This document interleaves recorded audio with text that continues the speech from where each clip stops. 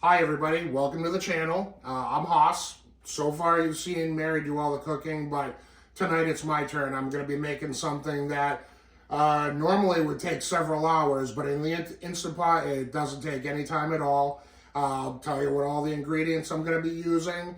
It's a mishmash of what we had left over in the refrigerator, but some really nice short ribs that we got that we'll be adding to it. The first thing that we have to do for that is to brown the short ribs up. And the Instant Pot does a great job with that. It's got a saute function. I just click on saute. It's been plugged in. Saute, it'll automatically turn itself on.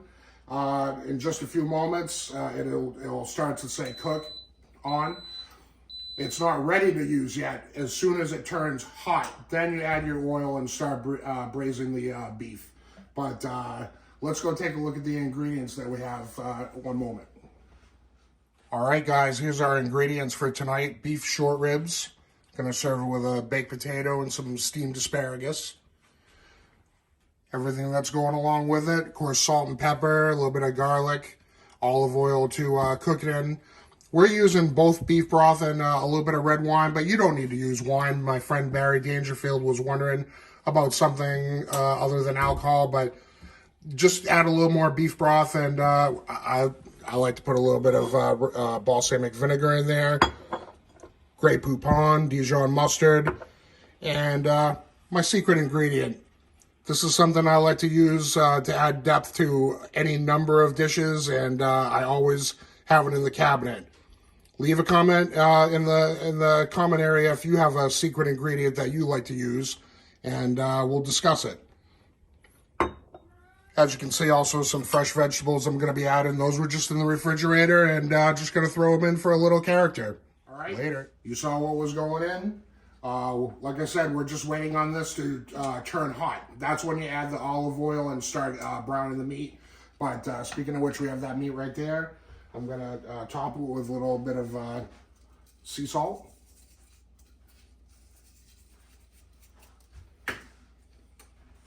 Fresh cracked black pepper.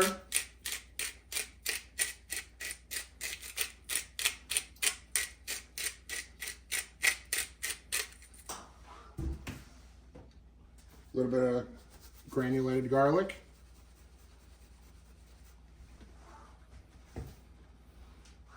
Waiting for that. Like I said, we're going to be serving this with some baked potatoes and asparagus. I'm going to get the potatoes going. Sometimes I like to put them in foil, sometimes I don't. Last time we didn't, I think this time we are. Rinse off the potato a little bit, wrap it up in the foil.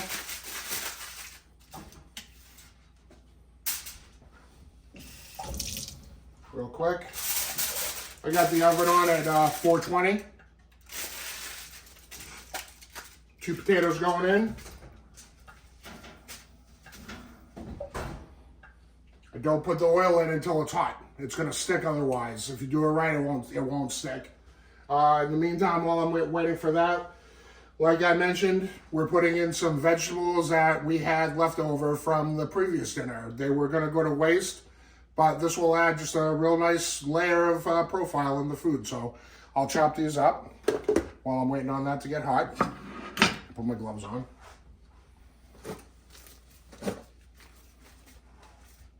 Always wear gloves. That actually just turned hot without warning or any fanfare. As you can see, it says hot. It's ready to go. Like I said, I don't do a lot of measuring. Mary measures everything right now because that's what she's doing in her program, but we're a little willy-nilly here. So I would say probably about a couple tablespoons of olive oil. Got my beef short ribs waiting to go in. I'm going to put them fat side down, fat and meat side down with the bone side up.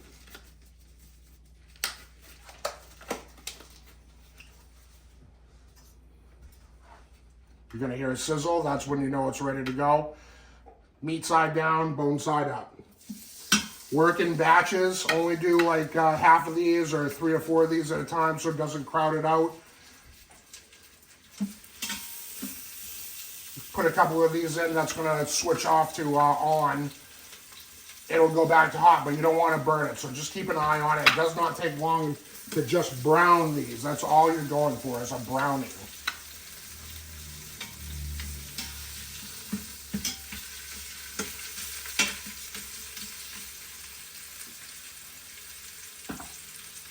So we'll work, usually, that's about right. I usually work in groups of 4. That's sizzling up. I'm gonna actually show you guys real quick.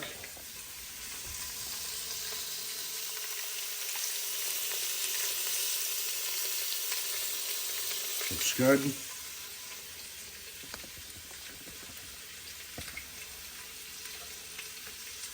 Probably takes about 3 or 4 minutes per side. If that, maybe we're letting that brown up. I'm gonna get to these vegetables while that's working. Like I said, I've just got some vegetables that were hanging out. They were gonna go to waste otherwise. They'll add a nice little flavor. I'll just make sure you get all the seeds out. Simple chop. Because when you put them in the Instant Pot, it's just gonna be all melting into the sauce anyway. So in this case, it doesn't really matter about the texture or the size of the vegetables.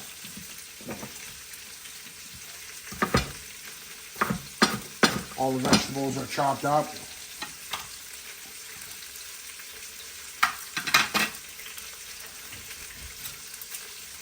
May have seen I got a shallot and a bulb of garlic. Gonna be putting some of that in as well. You can already smell what's going on in there.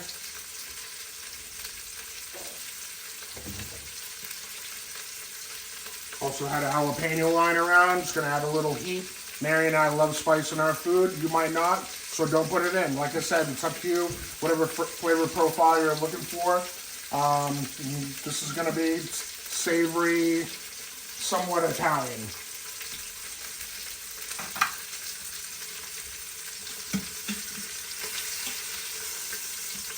So it's been in there for a few minutes. You can see it's got a nice little brown on there. Another minute. I'll flip those over. Normally you never put cooked meat back on a plate that had raw meat. This is one of those very rare times. I'm browning all this, but I'm just gonna put it right there so not to waste any plates. But it's going right back into the Instant Pot to be thoroughly cooked, so that's not an issue. I'm just gonna flip these over, turn it nice and brown. You know, the full cooking is gonna be coming up.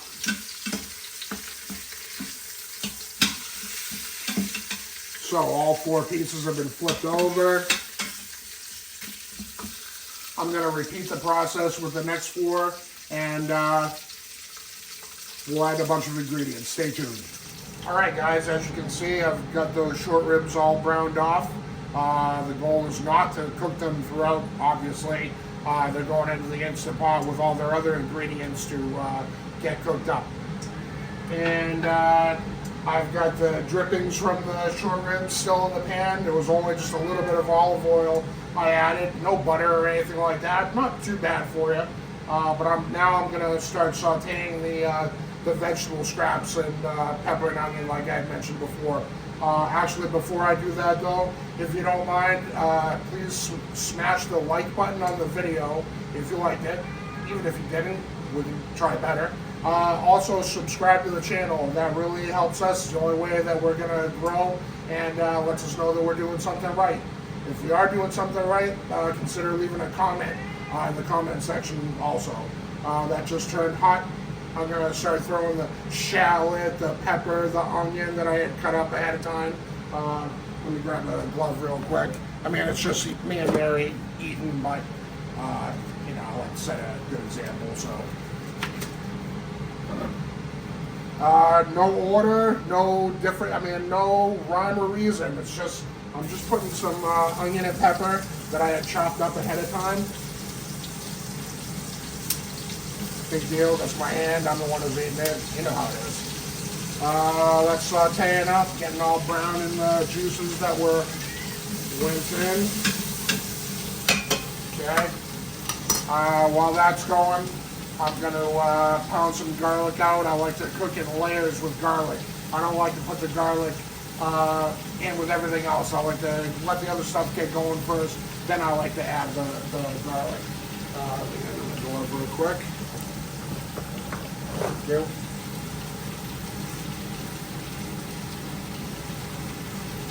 And like I said, you got other vegetables that you think might go good, throw them in. Just chop them up and have a blast. Open up this garlic. I would say 3 cloves is what we're going to do. And if you don't know about garlic, and especially here, it's not like I'm chopping it up, I'm just cutting the ends off. Give it that old garlic slap. Okay. Gets the skin off and everything, the peel. And just give it a rough chop. One more.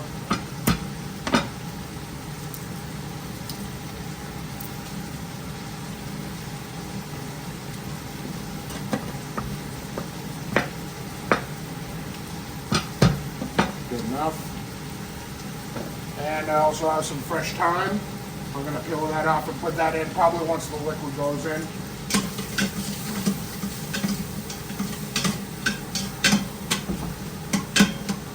Yep, that looks pretty good. I'm going to let that go for another minute.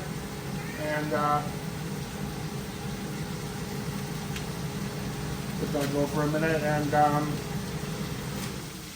I'll get back to you. Hold on one second. Right now I got the garlic going in. I chopped it up a little bit.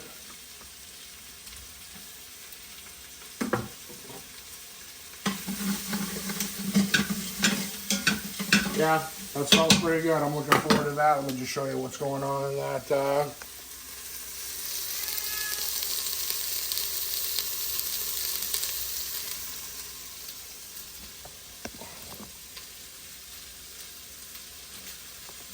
right, that looks good. I'm gonna let those brown up and next deglaze. Be right back. All right, now that the vegetables are all browned up, now comes the deglazing. That's when we put in any liquid into the pan that's been browning, and it's gonna steam up all the good bits of food that are stuck on the pan. That's an important process of this whole thing. So that's nice and hot. Veggies are browning, and I'm gonna start off with a little bit of red wine. I don't usually measure. I do happen to have a measure cup here, so if I had to say, that's going to be about a cup of red wine. Not bad. If I had to say the same thing, I would say about the same amount of beef broth. We like this bone broth that's pretty rich in flavor, so better than stock or broth, regular broth. And like I said, probably about another cup of that. Now it's all incorporating. It's coming up to a boil. Now's the time for all the wet ingredients to go in. Like a little splash of that balsamic vinegar. It's just going to add another level, another depth. This nice little splash. Grey Poupon, probably about a tablespoon. I like to just add a little bouquet. Just drop that in there and stir it around.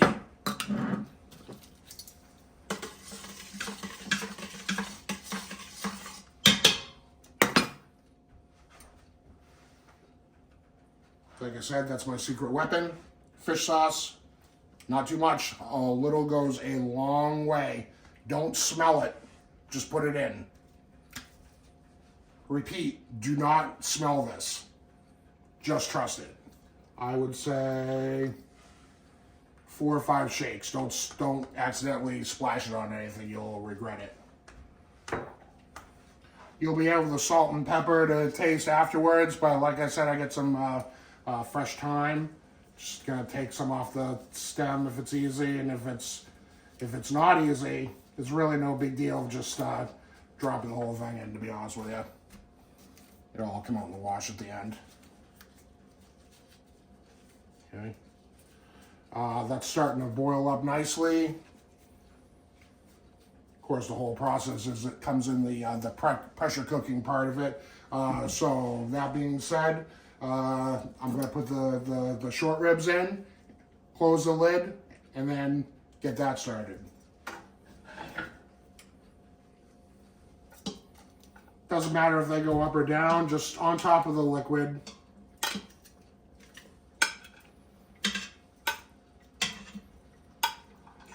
Smells great.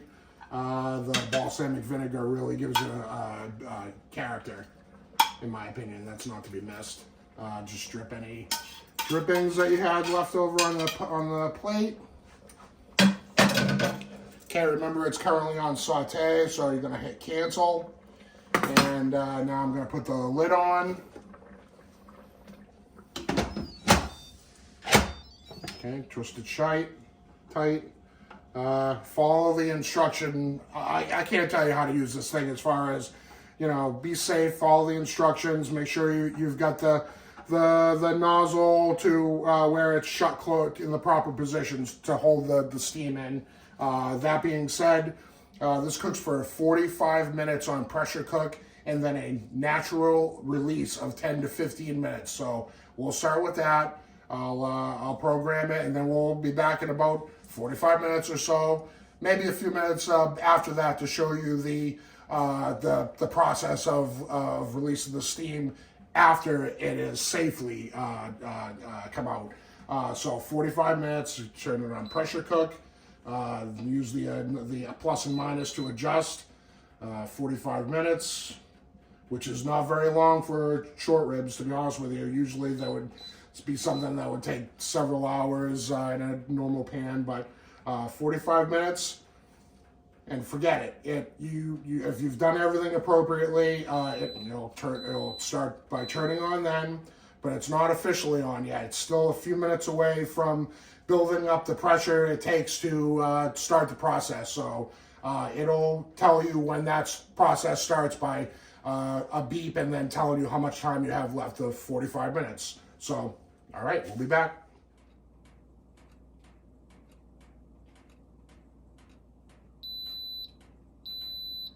All right, guys, 45 minutes is up. Now you're gonna let it go the other way for about 15 minutes. Then that's while it's naturally releasing the steam pressure. And then we'll, at the end of 15 minutes, we'll let the rest go. All right, see you then. We're back and 14 minutes right now. That's a good time to do our asparagus. Get some water in the steamer, getting ready to go, and pop that asparagus right in there. One thing I like to do with asparagus, you can cut it if you want. However, in this house, we like to do it the more au naturel way. I like to take the asparagus and let it decide for itself where it's going to break. That's usually pretty fibrous and rubber tasting. That's the good part. I'll repeat that over and over again. Do a couple at a time. That way you're just eating the nice tender part of the asparagus and don't have any odd flavor or texture. Good to go. See? Gets a little tough, so I think I'm just gonna leave that out. But got some asparagus going in the steamer. It's just coming to a boil now. It's important to always put green vegetable started off in boiling water. But like I say about vegetables, if you can eat them raw, you can eat them cooked however you want them. So that's the story on that. Very hot. It's got a steamer tray in there. Just dump them in there while I'm coming on over here to now there's not as much pressure built up as there was, so just easily clean that mess up later. But and then once the little metal tab goes down, it'll be safe to open, but not before that. As you probably know with pressure cookers, there's a lot of pressure built up. If you're familiar with the Instapot, you gotta wait till that little stem goes down. Just be a few seconds. fresh tongs ready to go. The other ones were handling raw meat. These are fresh and brand new. Got the potatoes in the oven. They're ready to come out, ready to be plated. Don't rush.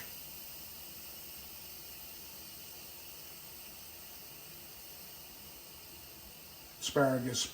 We like it a little crunchy, so I'm actually going to turn the asparagus water off. I'm sure that'll be ready to go as we're plating everything up.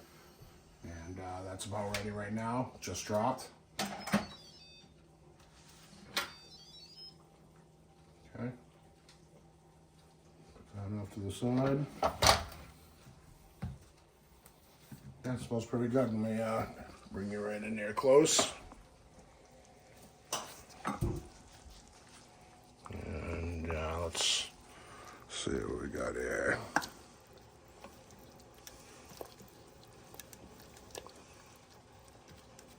Smells great. Meat's coming right off the bone.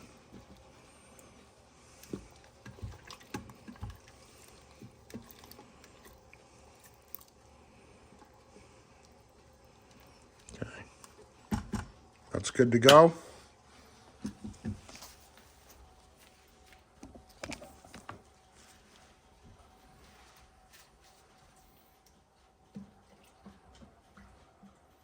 So, those are fully cooked. As you saw, fell right off the bone, nice and tender. Get yourself a plate. Mary and I like to use these gigantic pie plates, but that's not how I do it now. So, potato here. Very hot. Be careful. I don't recommend this. Try that at home. Okay. Some asparagus.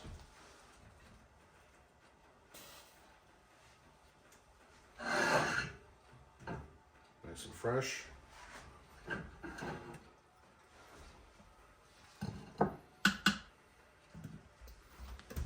Hey, watch that.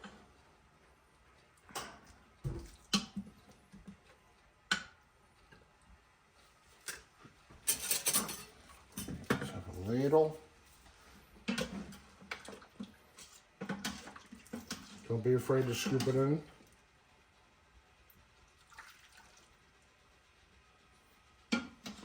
Get all your chunks of vegetables that you put in there, the pepper and the onion, and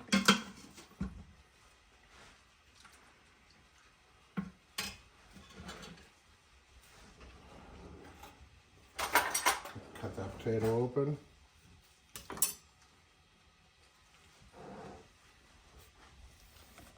All right. That's beef short rib with baked potato and steamed asparagus. Didn't take that long. It's freezing out. It's a nice, nice hearty meal for this cold winter night. And yeah, I'll make another plate for myself. This one's for Mary. And yeah, enjoy. Bon appetit. There you have it, guys. Beef short ribs, baked potato, and steamed asparagus. Enjoy. Thanks again for watching. I really hope you enjoyed the video. If you did, please smash the like button, subscribe to the channel, and leave a comment, good or bad. Let us know what we can do different, or if you liked it, let us know how we did. Have a good night. Thank you.